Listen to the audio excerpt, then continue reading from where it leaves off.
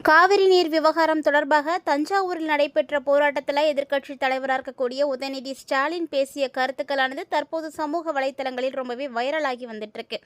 புதிதாக இது ஒரு அரசியலில் சர்ச்சையை கிளப்பியிருக்கு அப்படின்னே சொல்லணும். அப்படி உதயநிதி ஸ்டாலின் அவர்கள் என்ன பேசியிருந்தாரு, ஏன் அது மிகவும் சர்ச்சைக்குள்ளானது அப்படின்றத பற்றி இந்த பதிவு நம்ம டீட்டெயில்டாக பார்க்கலாம்.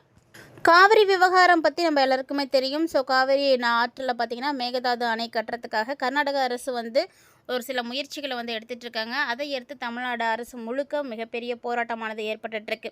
தமிழக அரசியல் கட்சிகள் சார்பில் எல்லாருமே இதுக்கு எதிர்ப்பு தெரிவிச்சிட்டு இருக்காங்க. அது மட்டும் இல்லாமல் ஒருவேளை மேகதாது அணை காவிரி ஆற்றில் கட்டப்பட்டது அப்படின்னா கண்டிப்பாக தமிழகத்தில் இருக்கக்கூடிய விவசாயிகளுடைய வாழ்வாதாரம் பாதிக்கப்படும் அப்படின்றதுனால தான் இந்த போராட்டங்கள் இப்போ தீவிரம் அடைஞ்சிருக்கு அப்படின்னே சொல்லணும். இதைத் தொடர்ந்து இப்போது தஞ்சாவூரில் நடைபெற்ற போராட்டத்தில் எதிர்க்கட்சித் தலைவராக இருக்கக்கூடிய உதயநிதி ஸ்டாலின் ஒரு சில கருத்துக்களை பேசியிருக்காரு. அது சமூக வலைத்தளங்களில் ரொம்பவே சர்ச்சையை கிளப்பியிருக்குங்க. இவர் பார்த்திங்கன்னா காவிரி ஆற்றை பற்றி பேசிகிட்டு இருக்கும்போது நடிகை த்ரிஷாவை மறைமுகமாக குறிப்பிட்டு இரட்டை அர்த்தத்தில் பேசினார் அப்படின்ற மாதிரி ஒரு குற்றச்சாட்டு எழுந்திருக்கு. இந்த நிலையில் தமிழக வெற்றி கழகம் மற்றும் பாஜக இதை குறித்து மிகப்பெரிய கண்டனமானது தெரிவிச்சிருக்காங்க. நடிகர் த்ரிஷாவை ஒப்பிட்டு கருத்து தெரிவித்திருக்காரு உதயநிதி ஸ்டாலின். ஸோ இது தவறான ஒரு விஷயம் அப்படின்னு எல்லாருமே மிகவுமே பெரிய கண்டனங்கள் கொடுத்துட்ருக்காங்க. காவிரி விவகாரம் குறித்து உரையாற்றிய உதயநிதி ஸ்டாலின் தமிழகத்திற்கு உரிய காவிரி நீர் கிடைக்கவில்லை என்றும் முதலமைச்சர் ஜோசப் விஜய் இது குறித்து எந்த விதமான கருத்துக்களும் தெரிவிக்காமல் இதை சரி பண்ணுறதுக்கு எந்த விதமான நடவடிக்கையும் எடுக்காமல் திமுக மீது பொய் வழக்குகள் பதிவு செய்வதில் மட்டும்தான் கவனம் செலுத்திட்டு இருக்காரு அப்படின்னு குற்றம் சாட்டியிருக்காரு. ஸோ அப்போ கூட்டத்தில் ஒரு சிலர் பார்த்திங்கன்னா அங்கே இருக்கக்கூடியவங்க த்ரிஷா அப்படின்னு கோஷமிட்டிருக்காங்க. ஸோ விஜய் பற்றி எந்த இடத்துல பேசினாலுமே எல்லாருக்கும் த்ரிஷா ஞாபகம் வந்துடுது. அப்படி தான் கூட்டத்தில் இருந்தவங்க ஒரு சிலர் த்ரிஷான்னு முழக்கமிட்டிருக்காங்க. ஸோ அதை கேட்டுட்டு உதயநிதி ஸ்டாலின் சிரிச்சுக்கிட்டு என்ன சொல்லியிருந்தாருன்னா, தண்ணீர் வேறு எங்கு போனாலும் பரவாயில்லை, அங்கே போய் சேர வேண்டும் அப்படின்னு கூறிட்டு பின்னாடி நான் காவிரி தண்ணீரை தான் சொன்னேன் அப்படின்னு விளக்கமும் கொடுத்துருக்காரு. இந்த கருத்து இப்போ சமூக வலைத்தளங்களில் மிகவுமே வைரலாகி இருக்குது. மிகவுமே பரபரப்பை ஏற்படுத்தியிருக்கு அப்படின்னே சொல்லணும். ஸோ இவர் பேசின அந்த விதமான கருத்தானது அரசியல் நாகரிகத்திற்கு எதிரானது அப்படின்னு நிறைய பேர் கண்டனங்கள் தெரிவிச்சிட்ருக்காங்க. ஸோ இது குறித்த எதிர்ப்புகள் தெரிவித்த தாவேகா சட்டப்பேரவை உறுப்பினராக இருக்கக்கூடிய ரேவந்த் சரண் இந்த கருத்து ரொம்ப அருவருப்பானது அப்படின்னும் அரசியல் நாகரிகத்திற்கு எதிரானது அப்படின்னும் தெரிவிச்சிருக்காருங்க. மேலும் காவிரி போராட்டம் பொதுமக்களிடையே வரவேற்பு பெறுறதுனால சமூக வலைத்தளங்களில் கவனம் பெற தொடங்கியிருக்குன்னே சொல்லணும். ஸோ அதுக்காக இது மாதிரி மலிவான அரசியலில் திமுக ஈடுபடுவதாக குற்றம் சாட்டியிருக்காங்க. தொடர்ந்து அகந்தையும் நாகரிகமற்ற பேச்சும் திமுகவினுடைய அரசியல் செல்வாக்க மேலும் மேலும் பாதிக்கும் அப்படின்னு அவர் விமர்சித்திருக்காரு. ஸோ அவர் பேசியிருக்கக்கூடிய அந்த கருத்துக்கு இரட்டை அர்த்தம் இருக்குது அப்படின்ற மாதிரி எல்லாரும் பேசிகிட்டு இருக்காங்க. மேலும் உதயநிதி அவர்களுடைய கருத்துக்கு தமிழக பாஜகவும் பார்த்திங்கன்னா எதிர்ப்புகளை தெரிவிச்சிட்ருக்காங்க. தமிழக பாஜக உதயநிதியினுடைய கருத்தை அருவருப்பானது அப்படின்னும் ஆபாசமானது அப்படின்னும் வெக்கக்கேடானது அப்படின்னும் கடுமையாக விமர்சனம் செய்துட்ருக்காங்க. ஸோ இந்த மாதிரி ஒரு சில நேரங்களில் ஒரு சில பேச்சுக்களும் கருத்துக்களும் எல்லாருக்குமே பாதிப்புகளை கொடுத்துடுது. ஸோ இது குறித்து நடவடிக்கை எடுக்கணும் அப்படின்ற மாதிரி முதலமைச்சர் விஜய்க்கு வேண்டுகோள்லாம் கூட விடுத்திருக்காங்க. இது குறித்து அவர் பேசின கருத்துக்கு அகெயின்ஸ்டாக பேசிங்க நிறைய பேர் என்ன சொல்லியிருக்காங்கன்னா உதயநிதியை கைது செய்யணும் அப்படின்னும் சொல்லிட்டு இருக்காங்க. ஸோ இந்த நடவடிக்கைகள் இது குறித்து எடுத்தாங்க அப்படின்னா அது முதலமைச்சருடைய விஜயனுடைய நம்பகத்தன்மையை உயர்த்தும் அப்படின்னு தெரிவிச்சிருக்காங்க. மேலும் இந்த சர்ச்சைக்கு மத்தியில் காவிரி மேலாண்மை ஆணையம் மற்றும் காவிரி ஒழுங்காற்று குழுவினுடைய உத்தரவின்படி தமிழகத்துக்குரிய நீரை கர்நாடக அரசு திறந்து விடவில்லை அப்படின்னு குற்றம் சாட்டியிருக்காங்க.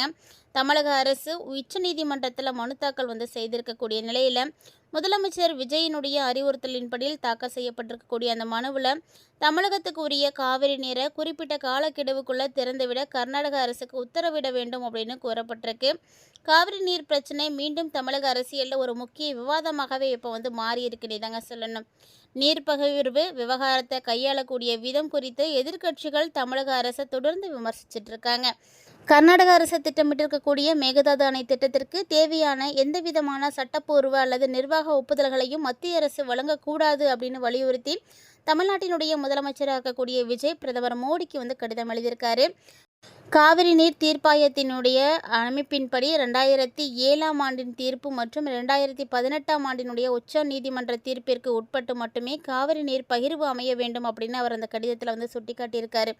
கடந்த ஜூலை 27 அன்னைக்கு நாடாளுமன்றத்தில் ஜல் சக்தி அமைச்சகம் அளித்த பதிலில் காவிரி ஆற்றின் குறுக்கே கட்டுமானங்களை மேற்கொள்வதற்கு முன்னாடி கீழ்நிலை பாசன மாநிலங்களினுடைய ஒப்புதல்களை கர்நாடகா கண்டிப்பாக பெற வேண்டும் அப்படின்னு 2018 பிப்ரவரி 16 உச்சநீதிமன்ற தீர்ப்பில் வெளிப்படையாகவே எந்த விதமான விஷயமும் குறிப்பிடவில்லை அப்படின்னு தெரிவிச்சிருக்காங்க. ஸோ மத்திய அரசினுடைய இந்த பதிலுக்கு தீவிர எதிர்ப்புகள் தெரிவித்திருக்கக்கூடிய முதலமைச்சர் விஜய் மாநிலங்களுக்கு இடையான நதிநீர் சட்ட கோட்பாடுகளையும் கீழ்நிலை மாநிலங்களுடைய உரிமைகளையும் புறக்கணிக்கக்கூடிய வகையில் அமைந்திருக்கக்கூடிய இந்த பதிலை உடனடியாக திரும்ப பெறணும் அப்படின்னு பிரதமர் வலியுறுத்தியிருக்காரு. மேலும் கர்நாடகாவில் கட்டக்கூடிய இந்த மொத்த காவிரி ஆற்றில் இருக்கக்கூடிய நீரில் தமிழ்நாடு அரசு 602 டிஎம்சி நீரை மட்டுமே பயன்படுத்திட்டு இருக்காங்க. 20ஆம் நூற்றாண்டினுடைய தொடக்கம் வரைக்குமே கர்நாடகாவிற்கு 138 டிஎம்சி மட்டுமே கிடைச்சிட்டு இருந்திருக்கு. தமிழ்நாட்டில் மேட்டூர் அணை கட்டப்பட்டதை தொடர்ந்து 1924க்கு அப்புறமா தான் 50 ஆண்டு கால ஒப்பந்தம் கையெழுத்தானது. இதனால் தமிழ்நாட்டில் பாசன பரப்பு 11 லட்சம் ஏக்கரும் கர்நாடகாவினுடைய பாசன பரப்பு 7 லட்சம் ஏக்கரும் அதிகரிக்கிறதுக்கு அனுமதியும் கொடுத்துருக்காங்க.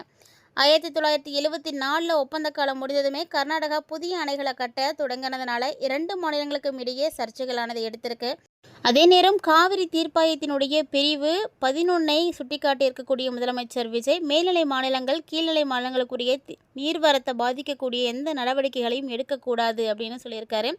2 மாநிலங்களுடைய பரஸ்பர ஒப்புதல் மற்றும் ஒழுங்குமுறை ஆணையத்தினுடைய ஆலோசனை இல்லாமல் எந்த மாற்றமும் செய்யக்கூடாது அப்படின்னு குறிப்பிட்டிருக்காரு. இது குடிநீர் தேவைகளுக்காகவும் மின் உற்பத்திகளுக்காகவும் மட்டுமே கட்டப்படக்கூடிய பேலன்சிங் ரிசர்வாயர் என்னும் பாசனத்திற்காக பயன்படுத்தப்படாது அப்படின்றதுனால தீர்ப்பாயத்தினுடைய உத்தரவு மீறப்படாது அப்படின்னும் கர்நாடகா சொல்லிட்டு இருக்காங்க.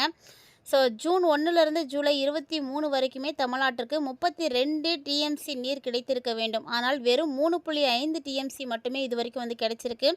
ஸோ வறட்சியை கணக்கில் கொண்டாலுமே கூட குறைந்தது மேலும் 3 டிஎம்சி நீர் திறந்துவிட வேண்டும் அப்படின்னும் இதையடுத்து காவிரி நீர் ஒழுங்கு முறைக்குழு கர்நாடக அரசுக்கு அடுத்த 15 நாட்களுக்குள்ள நாளொன்றுக்கு 3500 கன அடி வீதம் மொத்தம் 4 டிஎம்சி தண்ணீரை தமிழ்நாட்டுக்கு திறந்து விடுமாறு உத்தரவிட்டிருக்காங்க.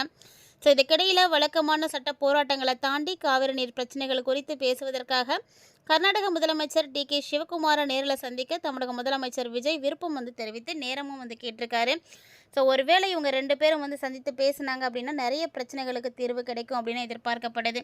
இதுக்கு இடையில் எதிர்க்கட்சியினுடைய தலைவராக இருக்கக்கூடிய உதயநிதி ஸ்டாலின் அவர்களுடைய கருத்துக்களும் எல்லாருக்குமே மிகப்பெரிய பரபரப்பை ஏற்படுத்தி கொடுத்துருக்கு. ஸோ அவர் பேசக்கூடிய இந்த இரட்டை அர்த்தம் இருக்கக்கூடிய பேச்சுக்கள் எல்லாமே எல்லாருக்குமே மிகப்பெரிய பாதிப்புகளை கொடுக்கும் அப்படின்ற மாதிரி எல்லாருமே பேசிகிட்டு இருக்காங்க. ஸோ ஒவ்வொரு கட்சிக்காரர்களுமே இவருடைய கருத்துக்கு எதிர்ப்புகள் தெரிவித்துட்ருக்காங்க. இதைத் தொடர்ந்து உதயநிதி ஸ்டாலின் அவர்களுடைய பேச்சுக்கு அவர் என்ன மாதிரியான பதில் கொடுக்க போகிறார் அப்படின்றத பொறுத்திருந்து பார்க்கலாம். இந்த மாதிரியான அப்டேட்ஸ் எல்லாம் நீங்கள் உடனுக்குடன் பார்த்து தெரிஞ்சுக்கணும்னு நினைக்கிறீங்கன்னா நம்ம சேனலை சப்ஸ்கிரைப் பண்ணிட்டு ஃபாலோ பண்ணிக்கோங்க.